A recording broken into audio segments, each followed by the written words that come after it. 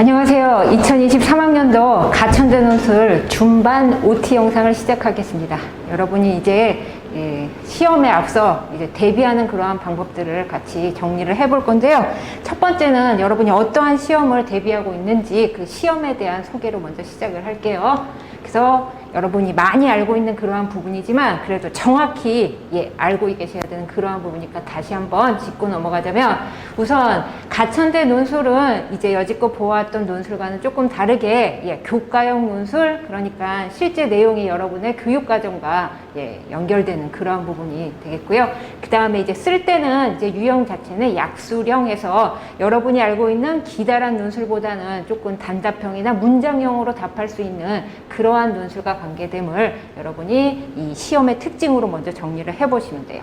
근데 수능 최저가 있기 때문에 그 수능 최저와 관련된 구체적인 내용 확인이 좀 필요하겠고요. 그 다음에 시험 범위 보시면은 1학년 국어 수준의 가장 기본적인 내용을 바탕으로 하겠다의 의도이기 때문에 여러분이 그것을 한번 점검해 보시고요. 그 다음에 실제 시험 범위 안에 이루어지는 그 다음에 분야라고 할까요? 그 부분에 있어서는 문학과 독서요. 얘가 중심이 되고요. 그 다음에 화법작문 언어까지, 그래서 화법작문과 언어 매체를 이제 선택하는 그러한 수능 체제로 바뀌었는데, 여러분이 대부분은 화법과 작문을 택했을 것 같고요. 언어와 매체를 이제 택했을 때 선택적인 그러한 유불리가 있지 않을까 생각하시는데, 근데 그런 거 없도록 1학년 국어 수준의 그러한 내용으로 출제가 되기 때문에 여러분이 유형과 그 다음에 내용을 이제 충분히 대비를 하시면은 그렇게 어렵지 않게 접근하실 수 있는 그러한 부분이 있다 생각하시면 되겠어요. 총 이제 15문제로 이루어지기 때문에 국어는 그 중에 인문은 9문제고요. 그 다음에 자연은 6문제가 되겠죠. 그렇지만 이제 수학과의 그러한 비교를 보자면 수학의 중요도가 있을 수밖에 없어요. 그래서 국어는 이제 처음 데뷔할 때 유형을 처음 대하니까 좀 힘들 수 있지만, 이제 연습하다 보면은 내용에서 묻는 것을 이렇게 쓰면 되겠다, 나름대로 방법적인 걸 터득하겠지요. 그렇다면 수학과 비교했을 때는 마지막엔 조금 더 다 비슷한 수준으로 여러분이 충분히 대비를 하실 수 있거든요. 그래서 그런 면에서는 조금 어려운 점이 마지막에는 조금 고득점 해야겠다라고 생각을 하셔야겠고요. 그 다음에 이제 문제를 푸는 그러한 시간적인 그러한 의미를 보시면은 15문제가 80분 안에 이루어져야 되는데, 수학은 조금 이렇게 중요도가 있고 여러분이 해야 될 것들이 많지요. 근데 그것과 비교했을 때 국어는 아무래도 문제용이 한정적이다 보니까 그 부분에서 여러분이 충분히 대비를 하시면 시간을 줄일 수 있는 부분이 생기거든요. 그래서 국어에서 시간을 조금 줄일 수 있는 부분을 생각하시는데, 시간은 무작정 줄일 수 있는 게 아니라 여러분이 분명 요구하는 바를 빨리 알아듣고 그거에 대한 대비를 하셨기 때문에 조금 정확하게 풀 수 있는 그러한 방법이 생기겠죠. 그래서 정확성을 바탕으로 한 그러한 빠르기가 점점점 여러분에게 체득이 될 거기 때문에 국어에서 내용 정리를 확실히 하시고 시간을 줄이겠다, 이 방법으로 조금 대비를 해보시면 돼요. 문제 유형이 앞에서도 말씀드렸지만 단답형이나 아니면 이렇게 문장, 한 문장의 형식이 많기 때문에 어떤 답안지의 그러한 형식 자체가 노트 형식으로 돼 있어요. 그래서 여러분이 그거를 쓸 때 조금 원고지와 같은 그런 부담감은 버리셔도 되니까 그런 부분을 조금 생각을 해보시면 되겠죠. 그래서 평가 기준 자체는 좀 했던 얘기겠지만 결국은 무엇을 물어보고 있는지 그 물어보는 바에 조건에 충실해야겠죠. 문장으로 쓰라고 했는데 단어로 쓰면 안 되겠고, 단어로 쓰라고 했는데 문장으로 쓰면 안 되는 내용이 맞더라도 조건에 충실해야 되는 그러한 부분이 있고요. 다음에는 정말 핵심 내용을 담고 있는 그러한 부분이 생겨야겠죠. 그래서 평가 기준이 두 가지지만 어쨌든 정확한 문제의 요구를 파악하고 문제에서 요구하는 조건을 맞추는데 조금 집중을 하시면 되죠. 그래서 이게 시험의 특징으로 말씀드릴 수 있고요. 그 다음에 우리가 이제 출제 경향과 대비법으로 넘어가는데, 이제 한번 22학년도 기출분석이 기출문제가 공개가 되는 상태이기 때문에 그 문제를 바탕으로 여러분이 어떠한 유형이 나왔는지, 그렇다면 내가 어떠한 방법으로 대비할 수 있는지, 어떤 내용이 필요한지를 조금 점검해 볼 수 있는 그러한 계기가 될 수 있죠. 그래서 지문 자체를 분석했을 때는 수능 특강과 수능 완성에서 모두 제시가 됐기 때문에 EBS 연계를 100% 볼 수 있죠. 그럼 올해도 예상하기는 지문에, 제시문에 그러한 어떤 근거 자체가 EBS 교재, 수능 특강과 수능 완성에서요. 나올 수밖에 없기 때문에 여러분이 EBS 교재를 조금 꼼꼼히 정리하시는 그러한 방법의 대비법이 필요하겠죠. 그 다음에 문제의 이제 기출 분석을 봤을 때 정답이 있는 단답형 아니면은 아까 말씀드렸지만 이런 한 문장 수준의 그러한 문제 유형으로 출제가 되고 있기 때문에 여러분이 요구하는 조건 그걸 꼭 확인하시고 그 다음에 정말 들어가야 되는 핵심 내용을 단어 중심으로 좀 정리하시는 그러한 방법이 필요하겠죠. 그래서 보시면은 인문이 9문제이기 때문에 인문 9문제를 조금 확인하실 수 있으면 돼요. 그 다음에 자연에서는 6문제가 그러면 아까 처음에 이제 어떤 범위로 말씀드릴 수 있는 독서 부분이요. 그 다음에 문학 부분이요. 그 다음에 화법과 작문이요. 그 다음에 언어 부분까지 이렇게 정리하시면 되죠. 그래서 독서 부분에서 4문제, 그 다음에 문학 부분에서 3문제, 화법 작문에서 1문제, 언어에서 1문제를 제시해 줬어요. 자연에서는 독서 부분이 3문제, 문학이 2문제, 화법 작문이 1문제, 언어는 제시가 되지 않은 이러한 문제형으로 분석이 가능하거든요. 그 다음에 지문의 그러한 개수로 봤을 때 독서 지문은 4문제지만 3지문이 출제가 됐고요. 문학은 2지문으로. 그래서 자연에서는 아무래도 줄 수밖에 없어요. 독서는 2지문으로, 문학도 2지문으로 출제가 됐어요. 그래서 실제 지문이 있는 제시문이 길게 제시되는 그러한 문제를 봤을 때 한 문제에서 2문제까지 구성이 되고 있으니까 여러분이 조금 내용을 정리하시면서 문제를 좀 예측하는 그러한 부분도 생길 수 있겠죠. 그래서 화법 작문까지는 공통적으로 출제가 됐다는 걸 알 수가 있어요. 그래서 언어 부분 우리가 조금 부담스러워하는 문법에 대한 그런 암기 부분이 좀 필요하겠죠. 그게 인문에서만 제시된 이게 22학년도 기출 분석으로 확인하시면 되거든요. 근데 22년도에서만 지금 2학년도에서만 출제가 된 상태이기 때문에 앞으로 계속 문제는 변형될 수밖에 없겠죠. 그래서 우리가 대비할 수 있는 방법은 EBS 교재를 활용 꼭 하시고요. 그 다음에 이러한 유형으로 바탕으로 우리가 새로운 유형까지 한번 생각을 예상을 하셔야 되는 그러한 부분이 생겨요. 그렇다면 새로운 유형을 우리가 대비하기 위해서는 그래도 다양한 유형을 대해보는 게 방법이 될 수밖에 없죠. 그래서 주관식으로 출제될 수 있는 좀 다양한 그러한 유형까지 연습이 좀 되셔야겠고요.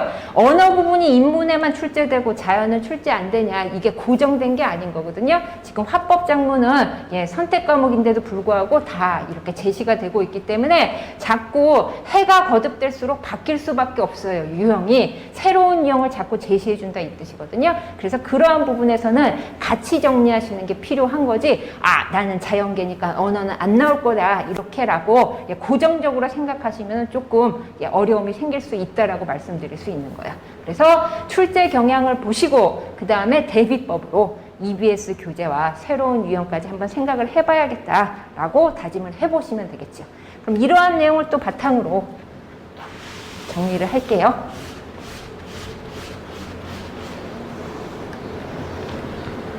그럼 실제 이제 문제풀이 기출문제를 통해서 여러분이 조금 정리를 해보시면 되는데, 기출문제에서는 앞에 다른 영상에서 문학이나 독서지문을 정리해 주셨길래 제가 22학년도 인문 문제 중에서 화법과 작문, 언어를 좀 정리할게요. 그러면 여러분이 기출문제를 대할 때는 어떤 방식으로 이제 접근을 해야 되냐?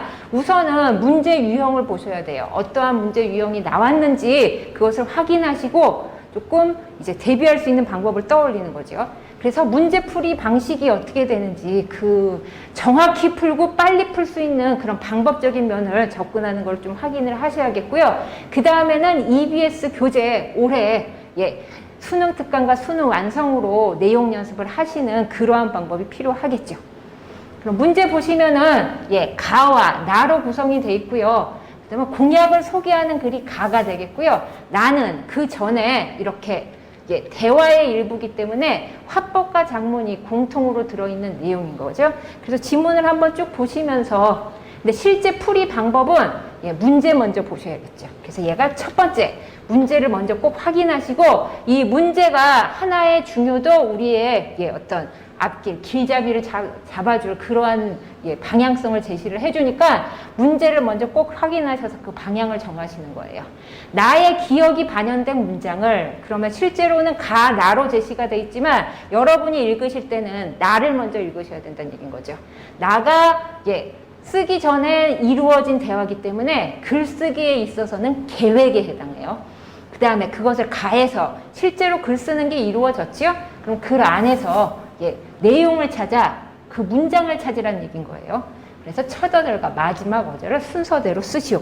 그럼 이제 앞으로 가야겠죠. 나부터 확인할게요. 학생이 이제 어떤 조언을 해주는 거죠. 그랬더니 후보자가 이걸 받아들여요. 어떻게 받아들이냐? 공약의 이행 과정에서 발생할 수 있는 문제점. 그 다음에 그거에 대한 보완책. 그러면 공약을 이행하는 과정에서 문제점과 보완책을 방향성으로 삼으시고 그 다음에 가로 가셔야겠죠. 가를 보시면 첫 번째 문단에서 후보자의 공약 소개이기 때문에 후보자를 소개했어요. 두 번째 문단에서 자기가 내세우는 공약의 내용인 거죠. 학생 청원제를 실시하겠다라고 두 번째 문단에서 얘기한 거예요. 세 번째 문단에서 학생 청원제는 이렇게 학교가 학생들의 의견에 직접 답하는 직접 소통에 의의가 있다라고 자기가 제시한 학생 청원제의 의의를 밝혀주고 있어요. 그 다음 문단에서 청원 참여는 학생이라면 누구나 할 수 있고요. 쉽고 편리하게 참여할 수 있도록 게시판을 만들어 접근성을 높이겠다고 그랬어요. 실명이 공개되는 것이 부담스러워 망설여질 수도 있다고 생각하기 때문에 학생회에서는 별도의 인증 절차 없이 청원글을 바로 작성할 수 있게 하겠습니다. 앞에 거보다는 좀 길게 읽었죠? 그러면 앞에서 문제를 지금 떠올리고 있어야죠. 얘가 방향성이니까. 공약을 이행하는 과정에 있어서는 문제점이요. 애들이 청원을 안 해. 근데 안 하는 이유가 실명이 공개되는 그러한 부담 때문인 거죠. 그러면 청원을 하도록 보완책이 있어야겠죠. 그래서 별도의 인증 절차 없이.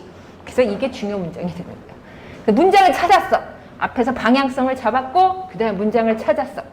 그렇죠? 그럼 문제를 확인하시면 첫 어절과 끝 어절을 쓰도록 조건을 달아줬기 때문에 문장을 쓴다고 그게 바로 답이 되면 안 되겠죠.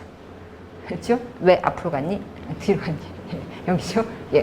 그랬을 때 첫 어절은 띄어쓰기예요. 그래서 조건에 관련해서는 단어 한 단어인지 그 다음에 어절은 띄어쓰기예요. 그러니까 띄어쓴 그 한 덩어리를 생각하시면 되겠고 한 문장 그거는 주어와 서술어를 갖춰서 온전한 형태의 그러한 쓰기가 돼야겠죠. 그래서 그러한 조건적인 면을 염두에 두시면 돼요. 그러니까 첫 어절이니까 실명이에요. 그렇죠? 그다음 끝 어절이니까 하겠습니다. 문제점과 그거에 대한 보완책을 제시했기 때문에 이 부분을 아까 방향성을 갖고 읽으실 때 찾아내시는 그러한 방법으로 생각하시면 되죠. 그 다음 문단 내용은 답에 대한 내용인 거죠. 그 다음 필요 없긴 하지만. 그렇죠? 마지막에서는 이제 그 과정까지 제시를 해주고 있기 때문에 뭐 문제를 바꾸면 여러 가지 내용적으로 정리할 수 있으니까 그 부분 확인하시고 실제는 문제가 무엇이 나왔는지 그 다음에 여러분이 어떤 풀이 과정으로 접근을 할 수 있는지 확인하시는 그러한 방법이 필요한 거예요.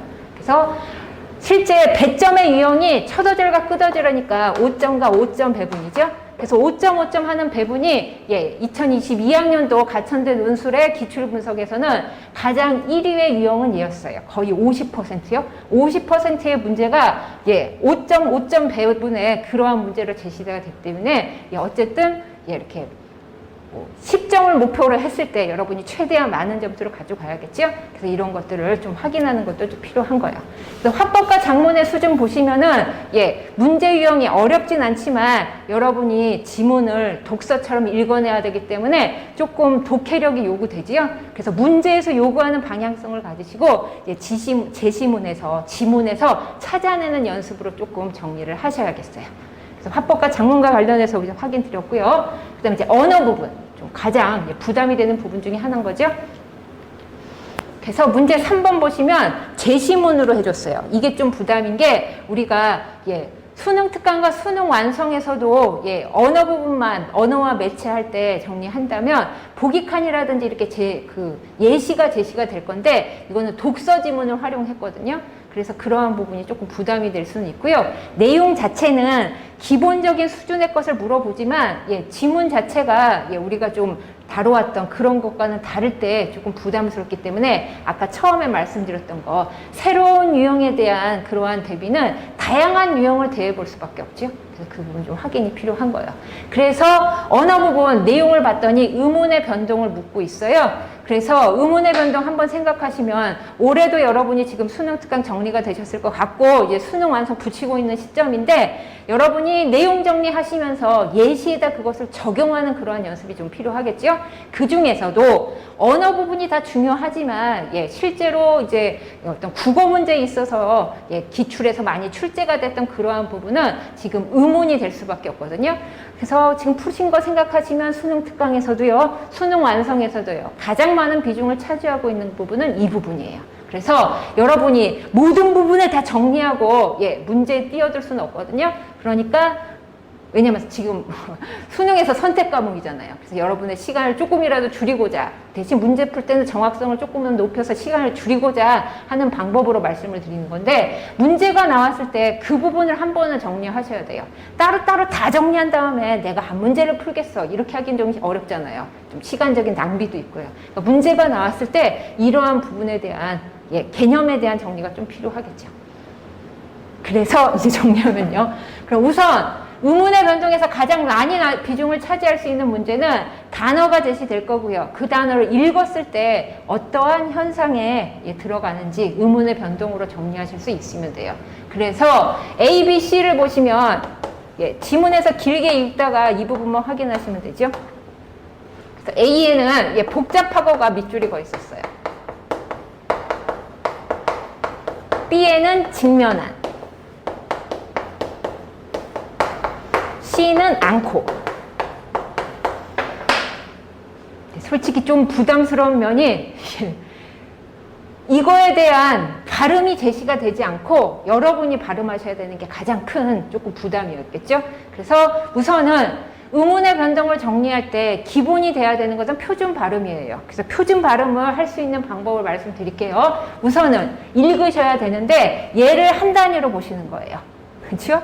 그래서 한 번에 읽으셔야겠고요. 그 다음에 가장 좋은 발음은 입에 힘이 들어가지 않는 발음이에요. 그래서 조금 자연스럽게 쉽게 하시는 그 발음으로 옆에다가 한번 적어보시는 그러한 연습이 필요한 거예요. 이게 가장 어렵겠죠? 복잡하고 복잡하고 복잡하고 한 3번 정도 하셔야 들려요. 그렇죠? 직면한 직면한 직면한 했을 때 그렇죠? 않고 그러면 원래 있는 의문과 그 다음에 달라진 의문을 확인하셔서 거기에 어떤 현상이 쓰였는지 확인하시면 돼요. 우선 지읒이 쌍지읒으로 바뀌었죠? 그러니까 된소리가 됐네요. 그렇죠? 그 다음에 비읍과 히읗이 만나서 피읍이 되고 있죠. 그래서 피읍은 거센 소리죠. 그렇죠? 된소리 되기, 거센 소리 되기. 그 다음에 기역과 다른 표시해야 되는데 아무거나 합시다. 기역과 미음이 만났어요. 그런데 어떤 결과가 됐어요? 이응과 미음이 됐어요. 그럼 기역이 이응으로 바뀐 거죠? 이응은 어디 갔냐? 콧소리에 해당하죠. 그래서 얘는 비음한 거예요. 그 다음에 얘도 아까 보시면은 히읗과 기역이 만났지요. 그래서 키읔이 되고 있어요. 그럼 얘는 거센 소리 되기죠. 만약에 이걸 잘 못 알아듣고 있으면 의문의 변동이 잘 정리가 안 된 거죠. 그런데 내가 선택 과목이 아닌 이상 그거를 정리하기 힘들잖아요. 그러니까 지금 하셔야 돼요. 그렇죠? 그러면 원래 의문의 변동은 여기까지 가니까 여기서 끝나지 마시고 여기까지 하시면 되죠. 교체, 그 다음에 탈락, 첨가, 축약으로 정리하실 수 있으면 돼요. 그렇죠? 축약은 이거밖에 없으니까 거센 소리 대기로. 그 다음에 이렇게 그냥 의문이 바뀐 거, 된소리 대기 비음하는 교체로까지 정리가 되시면 되지요. 여기선 보기 칸에 이런 현상을 써줬으니까 그 현상을 쓰시면 되겠고, 아니면 이 보기 칸에 이걸로 제시되는 경우도 있거든요. 그래서 이것까지. 그래서 의문의 변동은 이게 대표적인 유형이기 때문에 이 부분을 하실 수 있으면 돼요.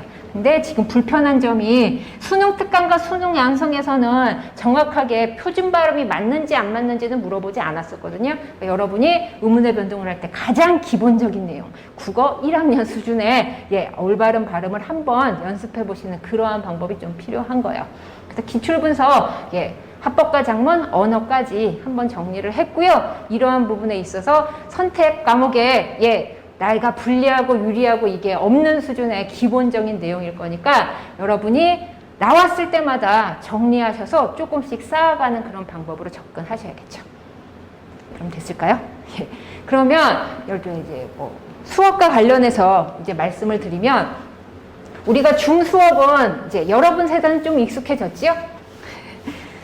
어쨌든 장단점이 있잖아요. 그러니까 그 장단점을 충분히 활용하셔서 좀 편한 면이 있잖아요. 내가 집에서 아니면 다른 공부하는 공간에서 편하게 있을 수 있다는 장점이 있지만 좀 무시할 수 있는 단점이 있죠. 감시자가 없어요.